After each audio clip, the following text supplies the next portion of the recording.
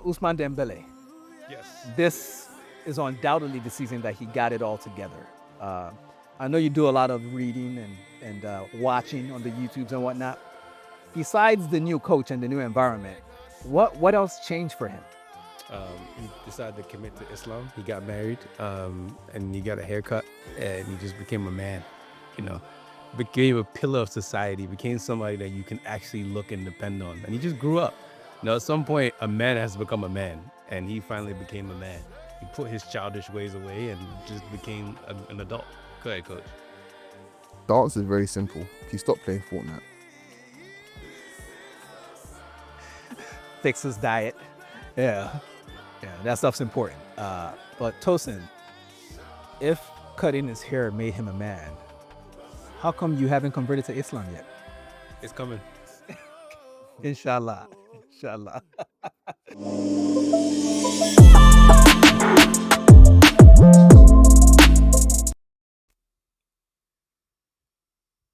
Ladies and gentlemen, welcome back to the Shirtless Plantain Show. This is the Champions League preview edition, and this is your host, Deen, taking Tosin's place because he can't kick my ass. And I'm here with Tosin. How are you, bro? I'm good. I don't fight, so you're right. I can't kick your ass. Mad pussy, man. It's niggas like you that made Trump get into power. Couldn't fight. Anyway, Coach, you seem like a fighting man. How are you? Yeah, man, I'll fight everyone here. I can't even lie. He said he's Riley Cooper. I'll fight every nigger in this concert. In any event, we're here to do less racial abuse and talk more football. The Champions League final is on Saturday, is it, guys? Or is it Sunday? I don't know. Saturday. Okay, my team ain't in it. We were close, didn't make it, so I don't care. Guys, before we dig into it, any general comments about this game? Yeah, Inter were the first team to win the Champions League after it switched from a midweek fixture to a Saturday fixture in 2010. The last midweek fixture was United getting their ass kicked by Barcelona in 2009. Now, and I'll be honest with you. Let me be frank here. I actually think I know why they moved to the Saturday. It's just money, purely money, no other reason. More eyes, you know what I'm saying. But a midweek Champions League final to me is just heritage. It's not nostalgia. It just feels right. Do you know what I mean? It really does. Honestly, I forgot that was the pin until you mentioned it. Wow. Oh wow. Damn. I forgot because I'm thinking about being in college and watching that 3-3 game between Liverpool and Milan, and I was like, "Oh shit, I had to miss class for that." Yeah. But I haven't had to miss anything for a Champions League final in what feels like, I guess, 15 years now. It's literally 15 years. Yeah. That's So yeah, they would. Yeah. I mean, I think it was at the Bernabeu as well. Yeah. that's crazy. That game was at the Bernabeu? Yep. Fascinating. The year after, 2011, was Wembley. Hey, 2000. cut that shit off. Yeah, I know. You go ask it again. And then the year after that, I want to say was Allianz. Okay, then Rain Man. All right. Then it was Wembley again. We're so impressed. We don't care. You do not care. You do not care. All right, let's do a little bit of the history of both of these teams in this tournament. We're going to keep it real brief because you guys got the same Wikipedia we got. So let's start with PSG. They made a semifinal in 94-95. Any of you remember that? No, I was pushing. Stop giving people your intimate information on the internet, bro. Please don't tell people. Wait, 94, 95, they made it to the semis. They made it to the semis. I didn't know that. George then? I don't Wait, know. wasn't that the same year we won the Cup Winners' Cup and we beat them in the semi? I have no idea, fellas. I feel like it was. But this is information directly from the UEFA Champions League website. So Okay, fair. It has to be true. Yeah. So they made that semi. Who beat them in the semi then?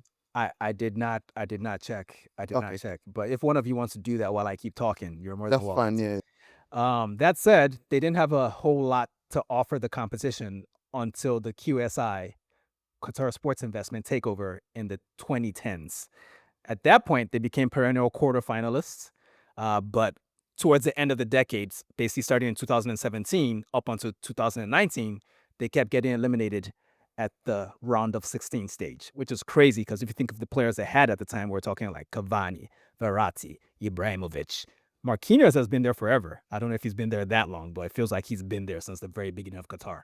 But that was basically their history until 2020, the COVID year, we were led by Neymar. Thomas Tuchel took them to the final, and they lost to Hansi Flick's Bayern. Who are you rooting for in that final, Tosin? 2020. Yeah, when they I played really, Bayern. really wanted PSG to win.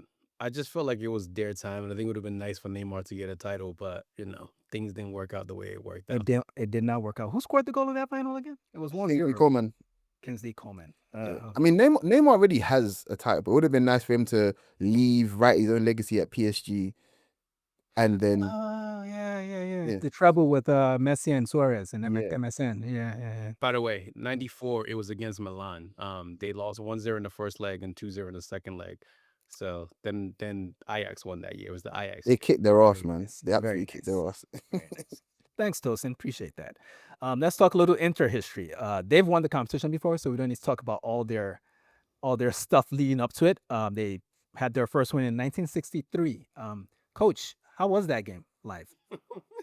I don't know. All I know is that I remember that they beat Celtic, if I remember correctly. I think so. I think you know that. That was the Helenio Herrera era Yeah. when they were playing, when they popularized Catenaccio as a tactical approach to the game. And they also won it the next year in 64, 65. So Real Madrid, well, I guess Real Madrid did that before them as well in the 50s, but they did this in the 60s. They also won the treble in 2010, guys. We all remember that. Mourinho's treble, Wesley Sneijder as the linchpin of that team. Coach, why did Wesley Sneijder not win the Ballon d'Or that year? And are you over that yet? Because he's fat. That will suffice. All right, let's talk about their journeys this season real quick. Go on, Tosin. Jose Mourinho recently said that he was rooting for Inter not to win the Scudetto because he was like, the treble's mine, because nobody else can have a treble Inter but me. That's exactly the type of person he is, guys. This is why if you invite him into your club, just know you're inviting in a parasitic shark, right? He's all about him. He doesn't care about the fortunes of the clubs that he's involved in. It's all about, if the club does well, it means that I've done well. It's not the other way around. Right. basically. And he left Inter and did all that crying with Marco Materazzi by a bus. But he had forced him to invest so much in old ass people like Samuel Eto'o and Walter Samuel and Marco Materazzi that when Inter tried to rebuild, they essentially missed the Champions League for like the next 4 or 5 seasons. So they didn't really get back into it into the middle part of the last decade because of what they invested in Mourinho's treble, But so it goes when you hire the devil. This season, Inter finished 4th in the new group stage. Then in the round of 16, they beat Feyenoord 4-1 on aggregate. They beat Bayern 4-3 on aggregate in the next round. And in maybe the greatest semifinal we've ever seen, we talked about this a couple of weeks ago, a month ago at this point, they beat Barcelona 7-6 in a tie that either team could have won. But I think we all agreed that, and Tosin, correct me if I'm wrong here, I think we agreed that Inter probably deserved it on the balance of things. Yeah. All right, fair enough. PSG finished 15th in the group stage, and they had to play Liverpool in the quarters. That ended 1-1, then 4-1 on round penalties. of 16. Round of 16, I'm sorry. I gave Liverpool too much credit. Thanks for catching me there, coach. Then they beat Aston Villa 5-4 on aggregate. Then they finished their journey through England by defeating Arsenal 3-1 on aggregate, which I believe was so unfair, and I demand a recount. Tosin, in all the games that both of these teams played leading up to this final, who had the most impressive performance? The performance that made you think to yourself, you know what, they might go ahead and win this thing. PSG. I mean, they ran the English gauntlet, literally ran through England, and it's just like, they obviously started off shaky this season in the beginning, club-wise, just were shaky. But overall, they started to pick up steam, and you start to realize, oh, they're doing this without a striker. They're doing this like just they're out. They do, and they don't have a striker. I know. They do have a striker. They just choose not to use the striker. They have a striker that they don't use, and have another £90 million striker that they sent to Juventus. So, this pauper sort of underdog story that people trying to run with PSG, guys. Let's cut this shit out. Ain't nobody saying they're the underdog. No, I know. Obviously not you in particular, but I feel like everyone at some point has been guilty of it. Even myself to a certain degree. Like, come on, let's not take the piss, man. They've invested arguably the most amount, like up there, like I'd probably say top 3 amount of money, into this project. So yeah, it's about time. Like, It's about For time. sure, for sure. But I'm just saying, like, it was impressive they ran through the English gauntlet. That's what I'm saying. It's like they ran through every, like, the tough English teams. Aston Villa, Liverpool, Arsenal is tough, and they did it. So The fact you didn't mention Man City as well makes me laugh so much, honestly. So, who? Wait, was that a group stage game? no, that was the playoff game. Oh shit. Pep has had a rough year. Rough season, man. Rough season. Um, goodness gracious, guys. I kind of I got just realized they I got only played English teams up until the final. yeah, Mm, yeah, that feels rude. I feel yeah. I feel somewhat disrespected as an American. Somebody next year is gonna have the exact same thing with English teams again because there's 6 of them things next year. Someone's definitely having that next year. So But they're not beating everybody. I'll tell you yeah, that fucking much. I'll tell you yeah. that right now. Coach, Inter, like Tosin gave us the PSG, sort of look into the future as in, okay, I was impressed by the fact they beat all these English teams. So he didn't really answer my question per se. When did you think Inter was going to win this competition? I think the Barcelona fixture. I know it's just a bit cliche, whatever else, but up until that, Inter looks competent enough for them to progress up until the semis. But because of the way Barca had basically faced pretty much not in the Champions League because I think their run to the semi-final was pretty easy, but across the season in the league at least they'd faced pretty much every sort of setup you can hope to find, and that high line didn't budge. You know what I mean? They still found a way to to win the league, and then they came up against Inter, and I was like, yeah, this is a movable object versus the unstoppable force for sure. Despite Inter being weird in the last month, I suppose, leading up to that semi-final. Um, and the fact that they went 2-0 up at the new camp, I was like, oh, okay. Yeah, that was for me. That was for me. Those first 2 goals, I was like, yeah, there's something here. There's definitely. I didn't count them out. Even when Barca were like, I think 4 minutes away from the final, I was like, nah, nah. It's it's still there. And I think I remember even tweeting when they went 2-0 up as well, saying the tie is over, if you remember correctly. And it wasn't over, clearly, but it was not over. But I was thinking, yeah, they can definitely do something here. Yeah, fair enough, fair enough. Tosin, who which of the PSG players do you think, if you're removed from their starting lineup for the game on Saturday, would essentially just end their chances? Is there one player? There Cut. is. Is one of the midfielders actually. Which one? Yao Neves. Hmm. Actually, Coach, like, Coach, what's your take on that? Uh, I mean, I see it because he's definitely the more industrious one, despite all of the technical talent. But yeah, I think I would have said Vitinho just purely for the fact that they don't have a replacement for him there. They just don't.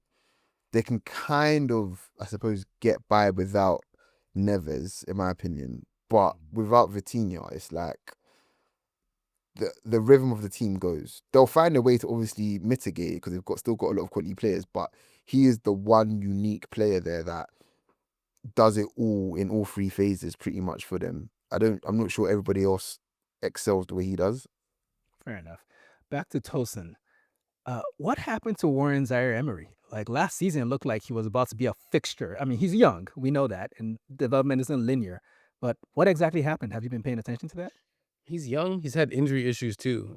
That's also another thing too this season. Like, he's been hurt a lot. So, he's been coming back in, and obviously Enrique still rates him. He's a very good player. He's also 18 years old. So when you're 18 and you got Agbalagba in front of you, and you got Vitinha, you got Neves, and you also got who's the other guy they played? The Spanish guy. Fabian Ruiz.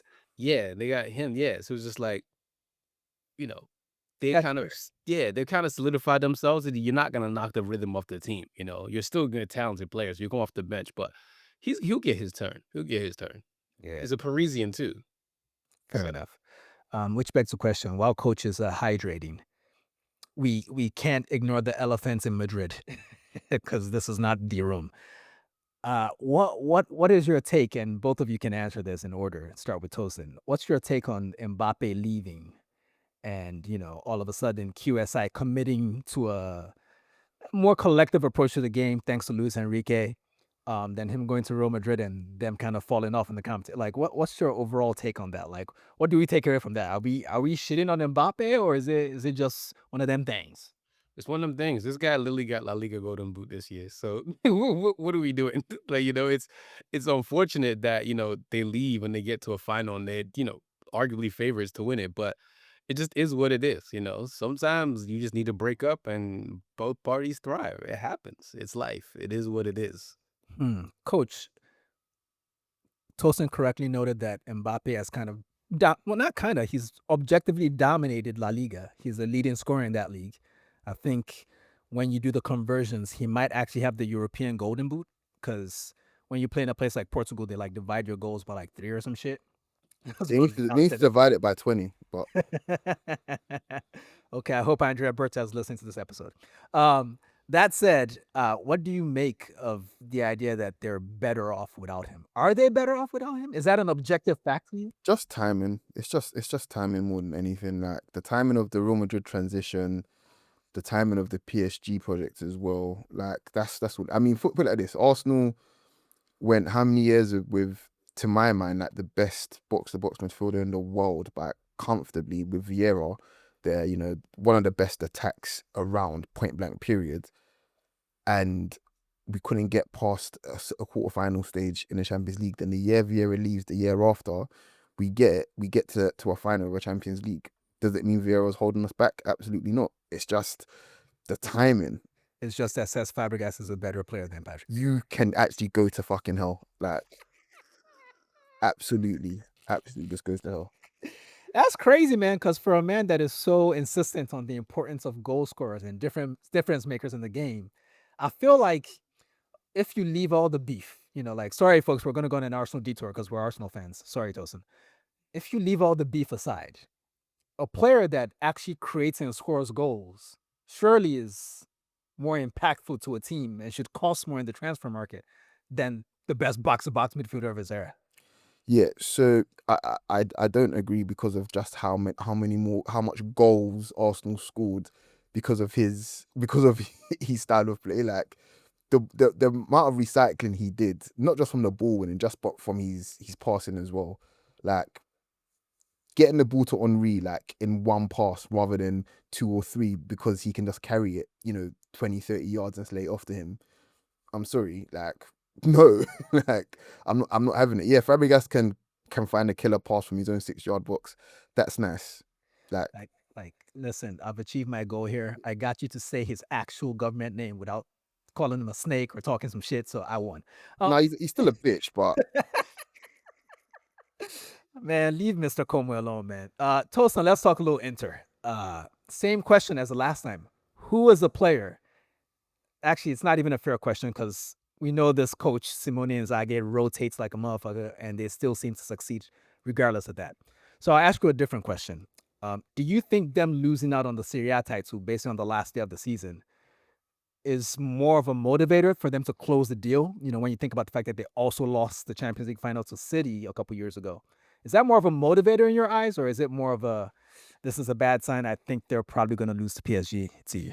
I would say the answer to that is yes. I would say more so of a bad sign because, like, there's so much just noise around them. Like, Inzaghi apparently is leaving, and then they lost the titles. There's like all this noise. Apparently, it's going to Al Hilal. yeah, Saudi. That's haram. Nah, I can't have that. Nah, he's not ready to go yet. He's too young. Like, what are we doing here? But carry on, my friend. Yeah, so apparently he's going to be coaching Bruno Fernandes and Victor Osimhen in Al Hilal, apparently. Yeah. Them niggas tripping, man. They need to leave us alone and let us watch our EA FIFA sports game. Jejeli. Oh, man. But yeah, I don't know. It's such an interesting time to be an Inter fan because it can go either way, right? Like, they can fully be ready to go, but also they could be very distracted. So I don't know, like, these players are mentally tough, right? So I just kind of feel they're ready to show off in the final. I think they're ready, like they're hungry, and we're gonna see some boots, that change in the weather. So maybe Lautaro can get his shooting boots on this weekend. We'll see. Oh, man. Speaking of Lautaro, coach, have you changed your opinion on him? Because we were all very harsh on him at the last World Cup, only to learn afterwards that he had a bad ankle that he was managing through the tournament. And he's had some good seasons for Inter since he finished 6th or 7th in the last Ballon d'Or. Where are you on him, and how much did you respect the fact that he played on essentially a torn hamstring in that second leg of the semifinal? I respect him. I respect him as a farm animal, but not as a man. He won't ever trick me, unfortunately. He just won't ever trick me. God! I mean, they call him El Toro, so he's clearly a cow. So, um, uh, if I can be serious for a second though, I definitely think I was harsh on him. Not harsh on him because I misprofiled or misjudged him. I was harsh on him because I didn't really rate how much heart he had. But I think the guy is as technical as he can be. I think he's way more heart than he is his technique, which is fine. There's nothing wrong with it. It's not a diss. You need that in the game. But Inter don't get where they are without this guy essentially dying on the line every match day, I think. And that is commendable as the captain as well. There's many different types of captains, but I feel like for certain clubs, you can only ever have one sort of captain. Do you know what I mean? And I definitely feel like, if you look at even Inter when they had Zanetti was obviously a fantastic player, technical marvel, multi-positional, multifunctional kind of thing. But the guy was a passion merchant. Let's call it what it was. He was just a passion. Undoubtedly. so, and that's what Lautaro is. Lautaro is just a passion merchant that loves this club to death, who will literally die for this club. I mean, he's literally ignoring his mum's calls. Don't ever ignore your mum's calls, guys. Ever. Don't do that. This guy was ignoring his mum's calls for the Nerazzurri guys. Like the guy's ready to die for it. So my opinion on him has changed in that regard. I just still don't. It's gonna sound like I rate athleticism over technique, which I don't. I just rate it very much more higher than a lot of people do. But I just feel like his athleticism it's annoying to watch. Coach, I need you to be stronger and faster for me. I just need that. I have a question for Coach though about Lautaro since we're here. What do you think about his haircut? It's fucking shit, bro. It's rubbish. In fact, that's why I can't fully accept him. It's the haircut. It's actually the haircut. That's what it is. It's that's what your 7-year-old child is. Can I have that one? Kind of thing. And then now you got to walk around for like 2 weeks with your child looking like a flipping Nazi. Like, I think, well, if there's someone that's going to inspire our children, it should be a Nazi from Argentina, not a Nazi from Germany. Let's be serious here. We want athletes to inspire our kids. So fair enough, fair enough. And listen, man, he spikes that shit up. It looks like a horn to me. El Toro. There you go. Boom. Tough acting for acting. Yeah. Tosin, Ousmane Dembele. Yes. This is undoubtedly the season that he got it all together. I know you do a lot of reading and watching on the YouTubes and whatnot. Besides the new coach and the new environment, what else changed for him? He decided to commit to Islam. He got married, and he got a haircut, and he just became a man. Became a pillar of society. Became somebody that you can actually look and depend on. And he just grew up. At some point, a man has become a man, and he finally became a man. He put his childish ways away and just became an adult. Go ahead, Coach. the answer is very simple. He stopped playing Fortnite. Fix his diet. Yeah, that stuff's important. But Tosin, if cutting his hair made him a man, how come you haven't converted to Islam yet? It's coming. Inshallah. My son is reverting soon. Amen. All right, guys. We've done enough. You know what? Let's do a little more dancing. Let's do a combined XI. Like, why not?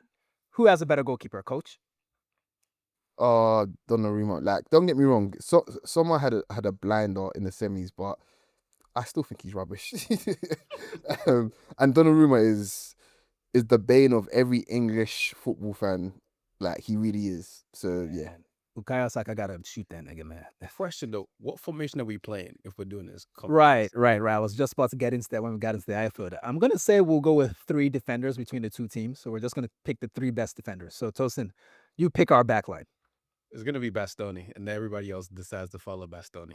All right. Who else with him? I would have to say Marquinhos, but he's like 5'5". Nah, come on, man. He's 6 But foot. Marquinhos is there. Okay. And then who else is on there? I don't really like PSG's other defenders. I don't. I'll be honest with you. I'm gonna say Pacho.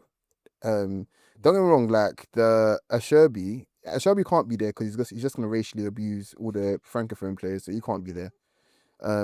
So yeah, let's just go Pacho, Bastoni, and Marquinhos. I think that's fair. Okay. Now let's do 4 in the midfield then. So we're gonna go, I guess, technically wingbacks. Who is our left wing back? Nuno Mendes or DiMarco? I'm gonna go DeMarco because I think he's more creative. But I Feels think racist, bro. no, that seriously, I think he's more creative. Even though I think um Menges is a better defender and Better athlete too. a better athlete as well. But if it's a 3-4-3, then yeah, you're gonna need yeah. I wouldn't want to break up that left hand side of Bastoni and DeMarco. That's it's incredible. So yeah. All right. So Tosin, our choice on the right is Hakimi versus Denzel Dumfries. Who you got? Bring me mama's boy. Oh, oh, that's tough. That is the toughest decision in this entire 11. Seriously. But I believe in African supremacy, so I'm going with the North African. Okay, that's fair. Hakimi? Yeah. Nah, fine, whatever. I think he had. Oh man. It's tough. It's tough. It's really fucking tough. It's tough. Yeah, I think we got to revisit this. Who's in our central midfield then? I think you got to give it to the two. PSG. Oh, actually, no. It's Barella plus anyone from PSG, but let's say Barella Vitinha. Let's just go Barella Vitinha. I like that. Oh, y'all Neves? I like Yalnez, but coach convinced me about Vitinha. So, we're gonna go Vitinha and Barella. But Yeah, Vitinha Barella is mental. Bruh, well, I was gonna say these motherfuckers. No, they can't stop a single long ball, fellas. That's too little. Yeah. It's too little. Yeah. But for the purposes of this exercise, we'll let it ride. But I'm just saying, Mikel Arteta would not put that team out. I'll tell you that much. Okay, this is hard, man. I didn't think it'd be this difficult when I started this. Right winger. Who we got? Okay, so let me be clear here, and this is no disrespect to the Inter forwards, but it's an all PSG front line for me personally. Jesus. Yeah. Tosin, where are you on that? I'm gonna say Kavicha and Usman, and then I have Lautaro because I need a passion merchant. Yeah, I kind of like that a little better because essentially what I'm getting from coach's selection is that, or all his selections basically, is that he thinks PSG is going to win this. That's the thing. I actually think Inter are gonna win it. I really do. I really do. But why do you have that hoodie on, you son of a bitch? because I was threatened. Ahead of recording. But generally I can't call it. But if I had to pick hand on heart, I would say Inter. But and I do want them to win it for more agenda reasons, to be honest. But I'll be honest with you. Yeah, PSG. This is the best chance they'll have in forever. I think they kind of have to win on Saturday. If they don't, this project it's another failure. It just started though. I don't think it's that crucial for them. How can you say a project just started when they've been buying Cavani and Zlatan for the last decade? No, but it's based on. I think the project started over when Luis Enrique took the job and got rid of the big stars. Then they brought in this new set of Paris young French motherfuckers, all that type of shit. On the other hand, Inter, there's a lot of 30-year-olds on that team. Old Chananoglu, even Lautaro is not that young anymore. Bastoni is one of the younger people. He's probably like 25 already, 25, 26. So for them, I feel like it's kind of like the last opportunity. I don't see them being this good next season, but I could be wrong.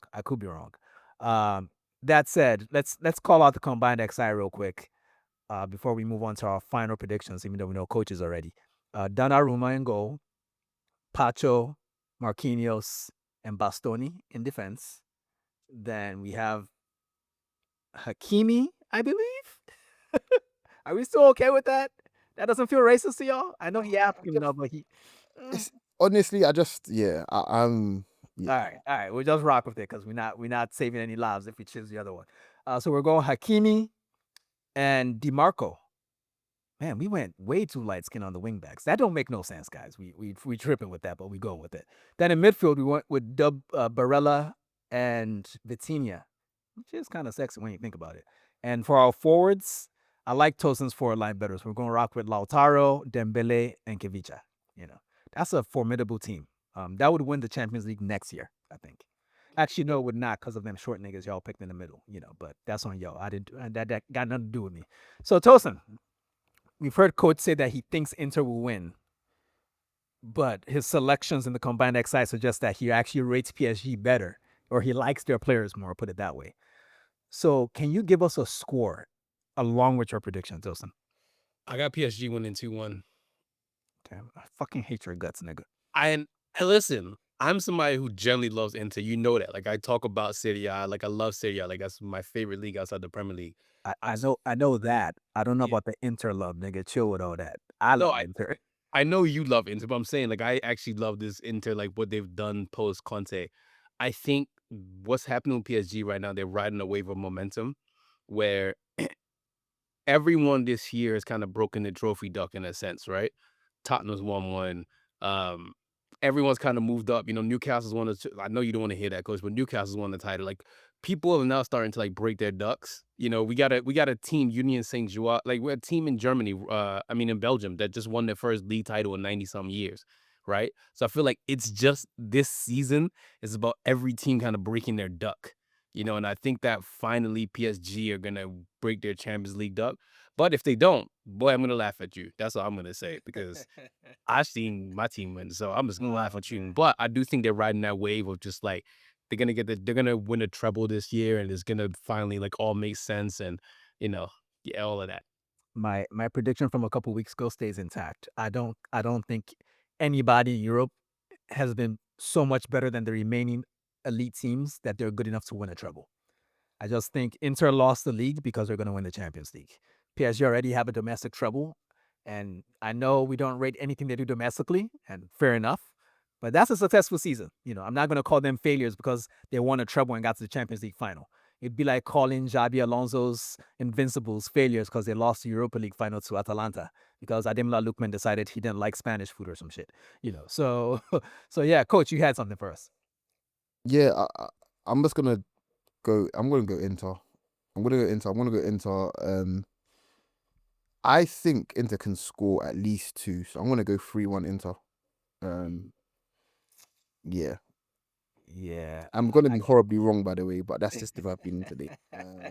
Don't worry, bro. I think you're right, so that means you're right. Don't worry about it. Yeah, and just on PSG, this is no hate. I clearly admire them for the on the pitch stuff, but I just can't get away from the fact that the circumstances of which they found their success, nobody should like them, to be honest. If we're being frank, if objectively speaking, nobody should. I'm not saying that as a PSG fan, you need to feel ashamed because you shouldn't. Like one of my very best friends is a huge PSG fan, and he's fully aware in it. But I just feel like Same. you have to you have to just you got to take the rough with the smooth in it, basically. So your club's doing well, your club's successful, but there's a clear monopoly here, and we just have to acknowledge it. The same way I've been onto Chelsea for what feels like most of my life now, and I'm onto Man City now. Like PSG are no different, unfortunately. So yeah, man, you and Florentino Perez, bro, y'all like this. Y'all buddies. The Florentino of the pod. We appreciate me and Florentino listen to Brazilian music from time to time. So yeah. Oh man, but if we start talking about Tana Trump, you're gonna vex. Like I don't understand you, bro. I don't understand you at all, my brother. I really don't. I had one more question for you, Tosin, before we get out of here. Who do you think is the better manager? Ooh, that's tough. Simone Inzaghi or Luis Enrique? Ooh, that's so fucking tough. I know. That is difficult. I'm just gonna slightly say Enrique because I'm a 4-3-3 merchant. And I'm gonna say he did it on the international stage too. That just gives a slight edge that he did it club and country as well. So Well, what did he do for country? Didn't he fail with Spain?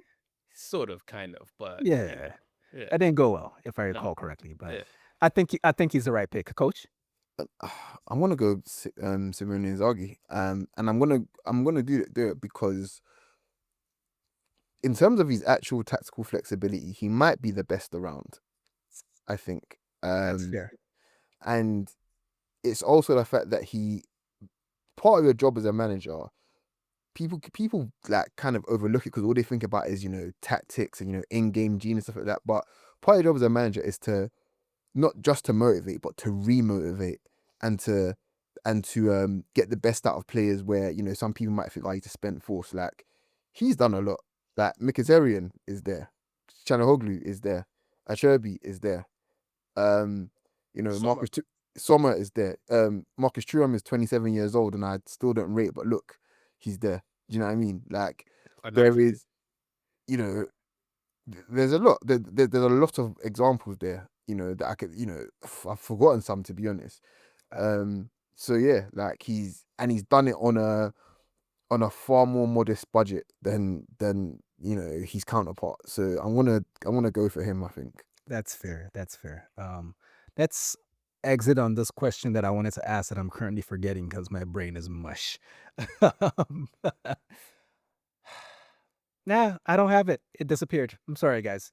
I think that's been fun, though. I mean, we have decided that we don't know who the winner is going to be. Okay, here's my question. It came back.